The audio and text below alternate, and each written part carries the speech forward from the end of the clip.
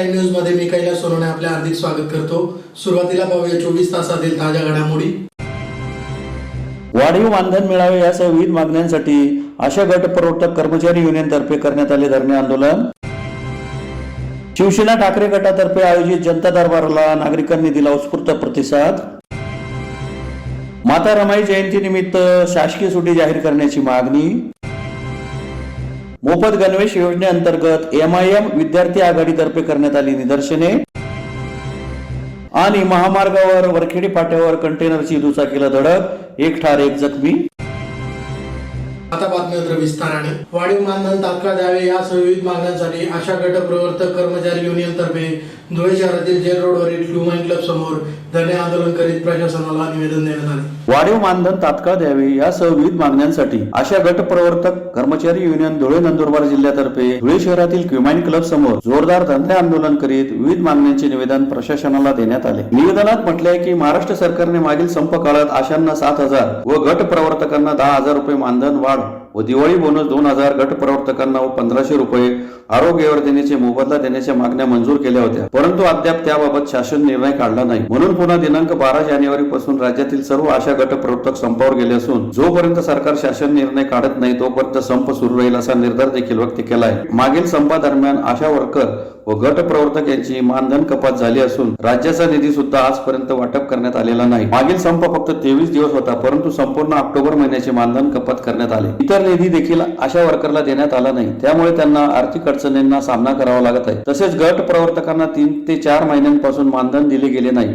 आमचा संघर्ष शासनाविरोधी नसून सरकार विरोधी आहे। जोपर्यंत मागण्या मंजूर होत नाही तोपर्यंत संप चालू राहील असे निवेदनात नमूद करण्यात आले। तरी मागील काळात गोल्डन कार्ड, आधार कार्ड कामाचा मोबदला द्यावा, दिवाळी बोनस व मानधन वाढीच्या आश्वासनाचा GR काढावा, आशा प्रवर्तकांना कामावरून कमी करू अशी धमकी देण्याचे बंद करावे, आशा व गट प्रवर्तकांना थकलेला मोबदला तातडीने अदा करावा, जिल्ह्यातील मागील थकलेला आरोग्य वर्धिनीचा मोबदला द्यावा, आशा गट प्रवर्तकांचा राज्य व केंद्र सरकारने वाढीव मानधन तात्काळ द्यावे अशी मागणी करण्यात आली आहे। या आंदोलनात LR राव, पोपट चौधरी, अशोक चौधरी, नामजीन पिंजारी, आशा धनगर, अर्चना संके, रजनी माळी, भावना पाटील, शरद पाटील, वंदना रणदिवे आदींसह आशा व गट प्रवर्तक मोठ्या संख्येने सहभागी झाले होते। मागील 18/10/2023 मध्ये महाराष्ट्र आशा गट प्रवर्तक कृती समितीच्या वतीने महाराष्ट्र सरकारने आशा आणि गट प्रवर्तकांवर जे अन्याय सुरू होता, त्यांना फुकटात काम करून घेतलं जात होतं,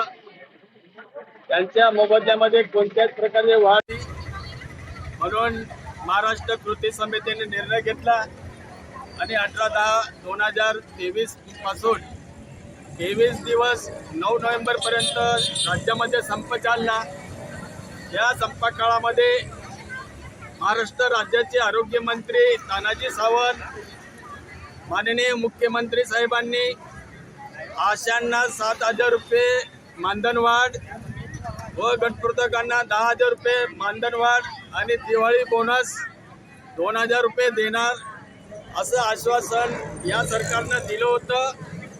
हे आश्वासन आम्ही एका महिन्यात नागपूरला अधिवेशनामध्ये आम्ही पारित करू तो GR काढण्याचं त्यांनी आश्वासन दिलं होतं।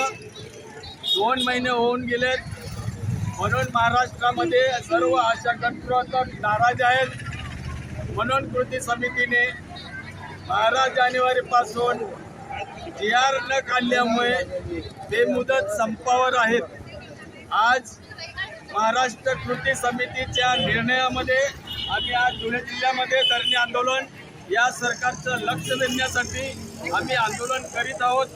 जोपर्यंत सरकार या आशा गटप्रवर्तकांना GR काढत नाही तोपर्यंत महाराष्ट्रातल्या आणि धुळे नंदुरबार जिल्ह्यातल्या सर्व आशा कोणत्या ज्याच्यामध्ये काम करणार नाहीत आणि ते मुदत संपावर कायम राहतील असं मी या आंदोलनाच्या माध्यमातून आवाहन करतो। धुळे येथे शिवसेना ठाकरे गटातर्फे घेण्यात आलेल्या जनता दरबाराला उत्स्फूर्त प्रतिसाद लाभला असल्याची माहिती विधान परिषदेचे विरोधी पक्षनेते अंबादास दानवे यांनी पत्रकार परिषद घेऊन दिली। धुळे येथे घेतलेल्या जनता दरबारात 534 अर्ज प्राप्त झाले आहेत। त्यात 140 जणांना पत्र देण्यात आले तर 39 तक्रारींचा जागीच निपटारा करण्यात आला असून जनता दरबार यशस्वी झाला असल्याची माहिती विधान परिषदेचे विरोधी पक्षनेते अंबादास दानवे यांनी पत्रकार परिषद घेऊन दिली। धुळे येथे पत्रकार परिषद घेऊन माहिती देताना दानवे यांनी सांगितले की राज्यातील महायुती सरकारने शासन आपल्या दारीचा प्रयोग राबवून जनतेत जाण्याचा प्रयत्न केला. शासन आपल्या दारीच्या उपक्रमात जनता खरोखरच आली होती की तिला आणले गेले होते याबाबत अनेक मतप्रवाह आहेत. परंतु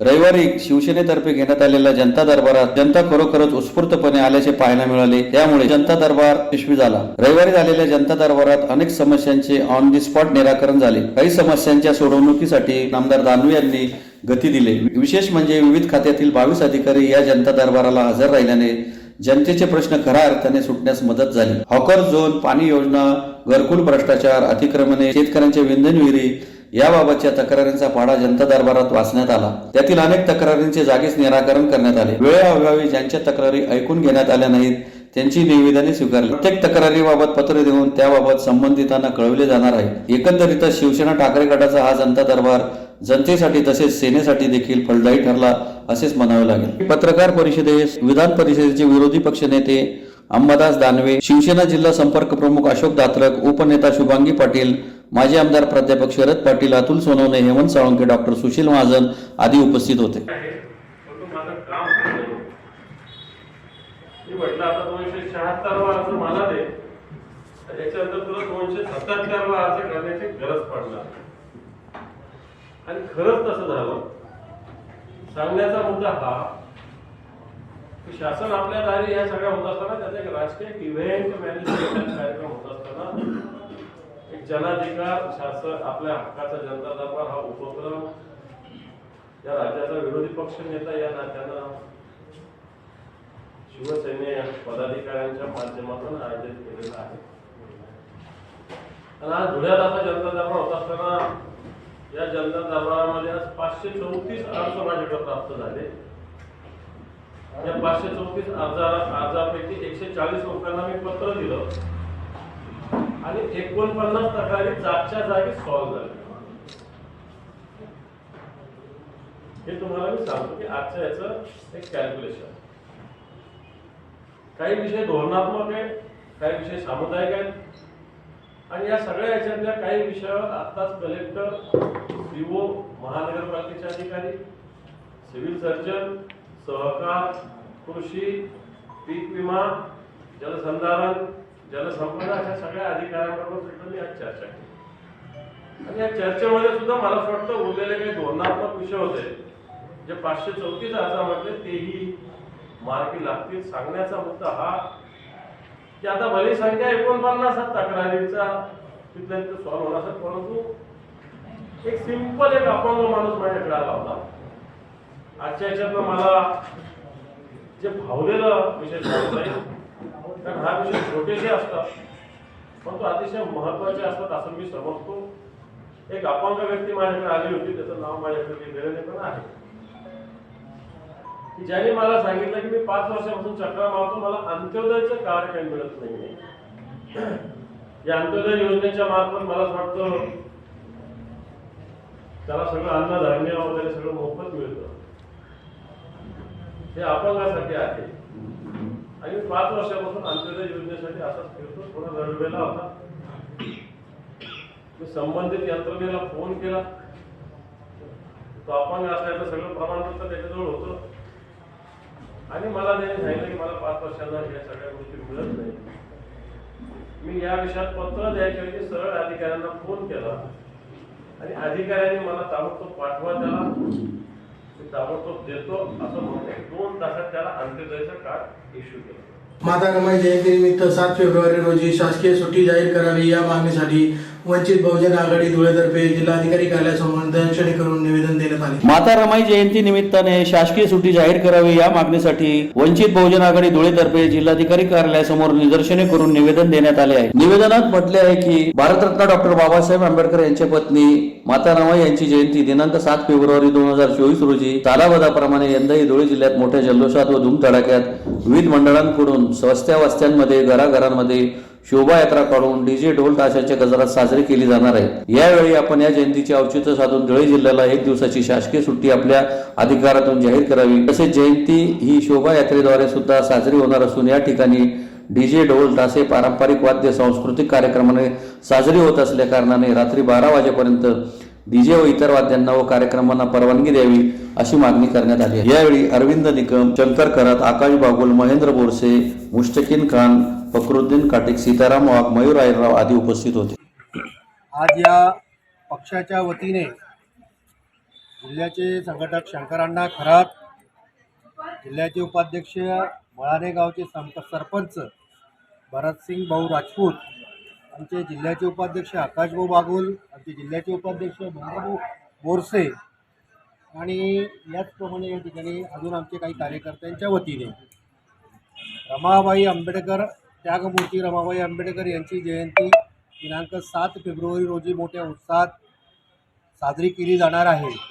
या ठिकाणी विविध मंडळे, विविध सांस्कृतिक कार्यक्रम, रक्तदानाचे कार्यक्रम, मिरवणुका याद्वारे ही जयंती साजरी केली जात असते।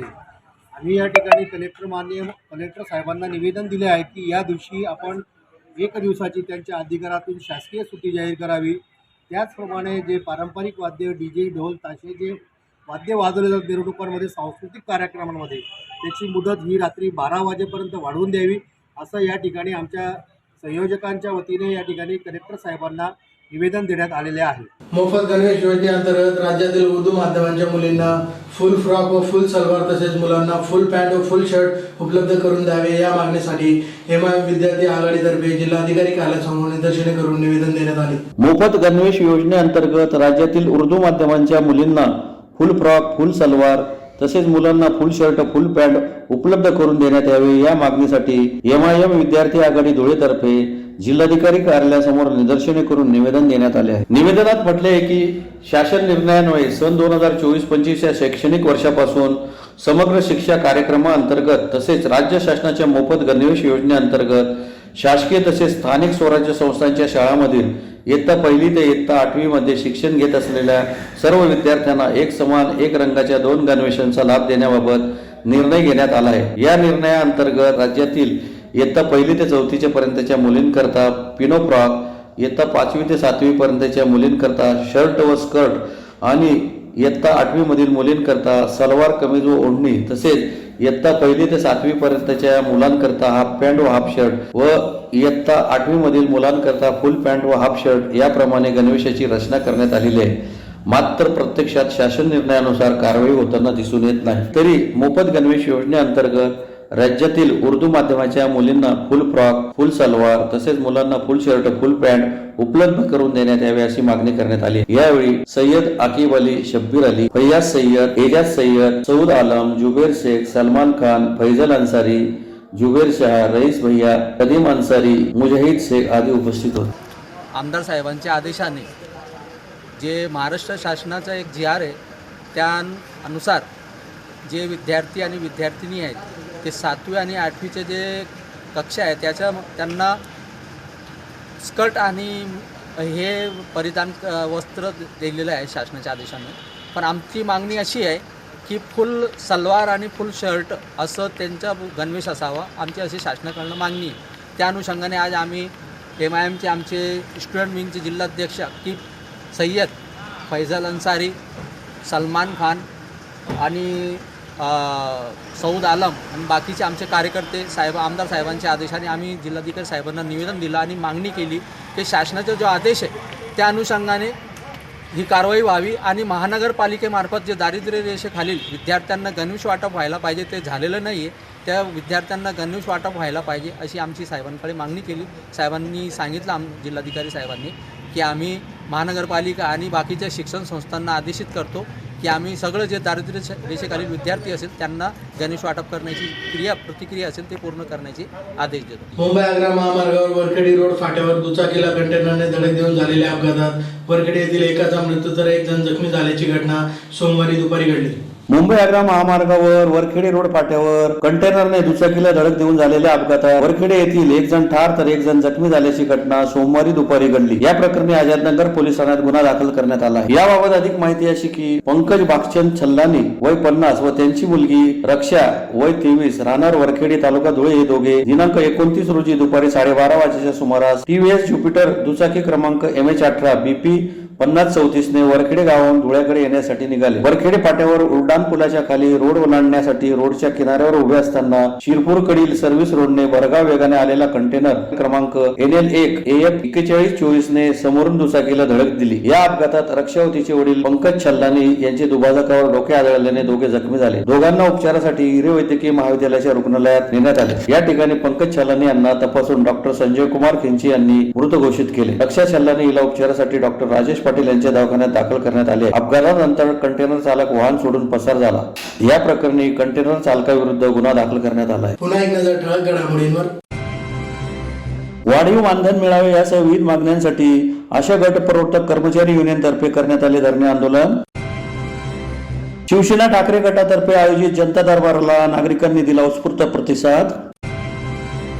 माता रमाई जयंती निमित्त शासकीय सुट्टी जाहीर करण्याची मागणी.